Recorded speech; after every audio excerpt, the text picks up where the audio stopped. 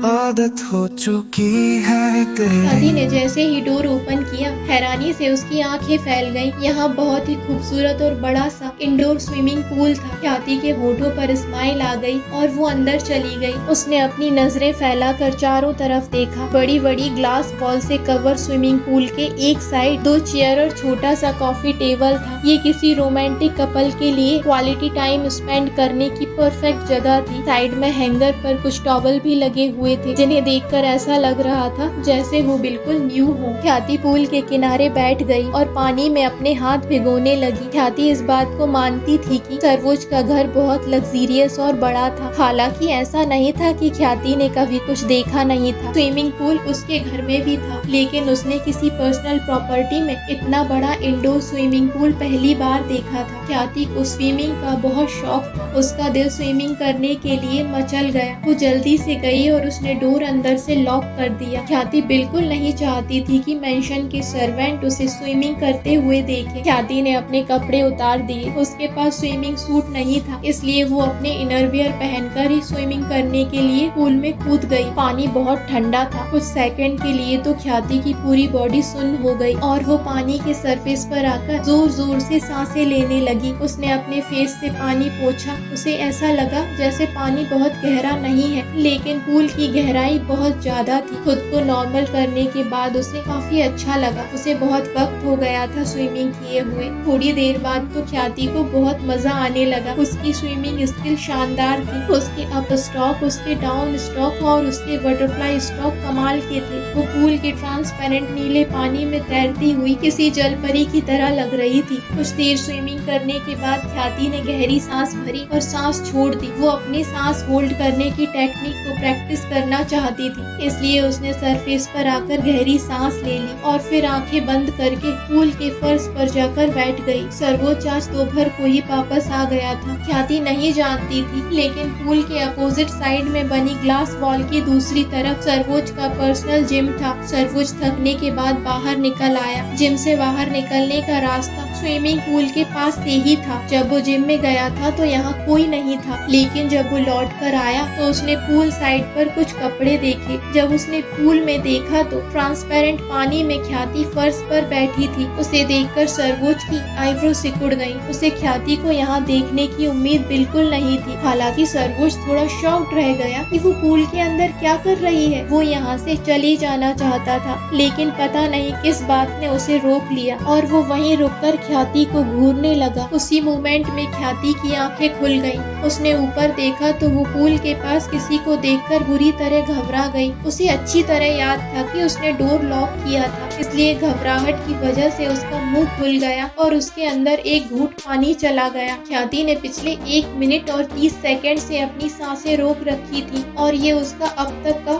सबसे लंबा टाइम था। वो अपने आप से बहुत खुश थी, लेकिन जैसे ही उसका मुंह खुला उसने पानी में खांसने की कोशिश की। वो खांस नहीं पाई और उसके बाद एक के बाद एक घूंट पानी उसके अंदर जाने लगा। उसका दम घुट गया और उसकी नाक अकड़ गई। उसने हवा के लिए झटपटाते हुए ऊपर तैरने की कोशिश की, लेकिन वो तैर नहीं पाई और पानी से उसका पेट भर गया। वो सांस लेने के लिए स्ट्रगल करती रही, लेकिन उसकी ताकत ने उसका साथ छोड़ दिया और वो चुपचाप पूल की गहराई में जाने लगी। तभी उसने फील किया कि एक तेज फोर्स ने उसकी कमर को पकड़कर खींचा है और उसके बाद सब कुछ अंधेरे में डूब गया। सर्वोज ने जब ख्याति को पानी में स्ट्रगल करते हुए देखा तो वो बिना सोचे समझे पूल में कूद गया। जब उसने देखा कि ख्याति ने हिलना बंद कर दिया है तो वो बुरी तरह घबरा गया था। उसने अपना हाथ ख्याति की कमर के चारों तरफ लपेटकर उसे पानी से ऊपर खींच लिया। उसने ख्याति को पूल में खड़े होकर प्लेटफॉर्म की तरफ धकेल दिया और तेजी से उसके गालों को थपथपाते हुए बोला, ख्याति, ख्याति उठो, ख्याति, ख्याति उठो।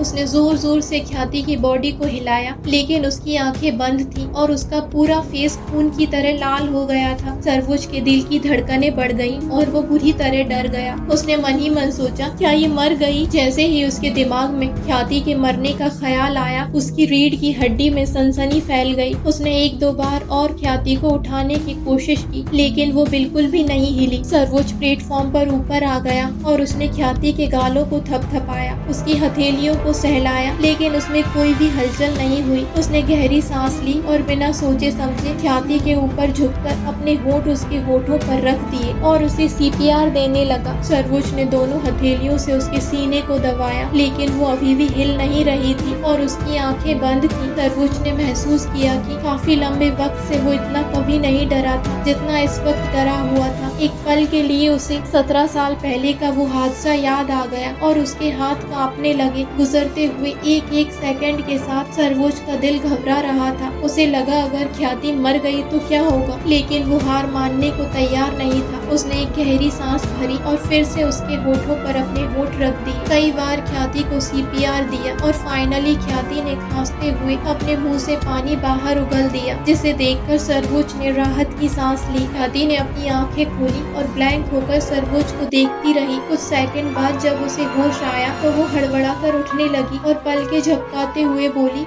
मिस्टर कपूर आप यहाँ? सर्वोच्च ने फिक्र भरी आवाज में पूछा, क्या तुम ठीक हो? ख्याति ने हाँ में अपना सिर हिला दिया। उसने सर्वोच्च को देखा, वो डरा हुआ लग रहा था और उसकी आंखें भी लाल थी। ऐसा लग रहा था जैसे वो अभी अभी रोया हो। ख्याति की नजर सर्वोच्च के बालों पर पड़ी, जिनसे अभी भी पानी टपक रहा था। ख्याति ने डूबने से पहले पूल के किनारे पर किसी को देखा था। वो सोच में पड़ गई। उसे ठीक से याद है उसने डोर बंद किया था, लेकिन सर्वोच्च अंदर कैसे आया? सर्वोच्च ने फिर पूछा, क्या तुम चल सकती हो या मैं तुम्हारी हेल्प के लिए किसी को बुलाऊं? ख्याति ने फौरन उठने की कोशिश की और उसे एहसास हुआ कि उसने सिर्फ अपने इनरवियर पहने हुए हैं और वो भी गीले होकर उसकी बॉडी से चिपक गए हैं। सबकॉन्शियसली उसका हाथ तुरंत अपने सीने पर चला गया और उसका डूबने की वजह से पहले से लाल फेस शर्म से और भी ज्यादा लाल हो गया। उसका शर्माना सर्वोच्च की नजरों से छुप नहीं सका और उसका दिल भी जोर जोर से धड़कने लगा। सर्वोच्च ने फौरन पास में लगे हैंगर से टॉवल खींचकर ख्याति के ऊपर फेंक दिया। ख्याति ने टॉवल पकड़कर खुद को कवर कर लिया और रिस्पेक्टफुल होकर बोली, मिस्टर कपूर मुझे बचाने के लिए थैंक यू सो मच। अगर आपने हेल्प नहीं की होती तो शायद मैं मर जाती। सर्वोच्च ने रूडली कहा, तुम्हारी जगह कोई और डूब रहा होता तो मैं उसे भी बचा लेता। सर्वोच्च की बात सुनकर ख्याति की आईब्रो सिकुड़ गई। उसने सोचा, क्या ये इंसान हमेशा इतना कड़वा बोलता है या फिर इसके दिमाग में फटाके फूटने लगे हैं कि मैं थैंक यू के बहाने इस पर लाइन मार रही हूँ। अगले ही पल सर्वोच्च ने एक गहरी सांस भरी और तुरंत ही उसका फेस गुस्से से तमतमाने लगा। उसने ख्याति की चिन को पकड़ा और उसकी आंखों में घूरकर अपने दांत पीसते हुए बोला, अगली बार तुम मरना चाहो तो मुझे बताना, मैं तुम्हारी हेल्प करूंगा। इतना कहकर उसने वापस ख्याति को पूल में धकेल दिया। छपाक की तेज आवाज के साथ ख्याति पानी में गिर पड़ी और पानी इधर उधर उछल गया।